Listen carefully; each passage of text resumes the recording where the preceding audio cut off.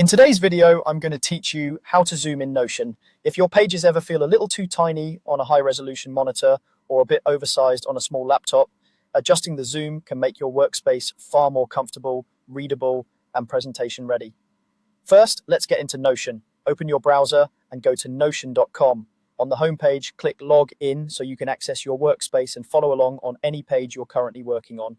Once you're in, you're ready to control the zoom with a quick keyboard and mouse combination that works anywhere across your pages, databases, and dashboards. Here's how it works. On Windows, place one finger on the Control key on your keyboard. On Mac, use the CMD key instead. Keep that key held down. While you're holding the key, use the scroll wheel on your mouse. Scrolling up will zoom in, making text, headings, and blocks larger and easier to read. Scrolling down will zoom out, letting you see more of your page at once.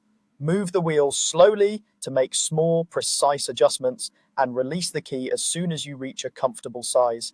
You'll notice that everything scales together, text, images, and database columns, so the page layout remains consistent while becoming more readable or more compact, depending on your preference. If at any point you feel you've zoomed too far, there's a quick way to return to a clean default.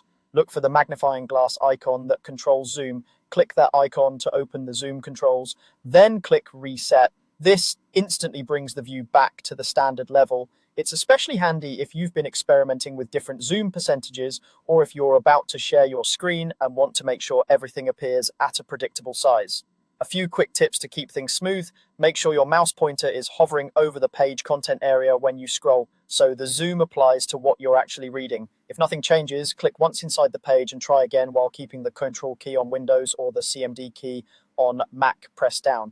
Take your time with small, gradual scrolls. That gives you the best control and helps you land on a zoom level that feels just right for your eyes and your workflow.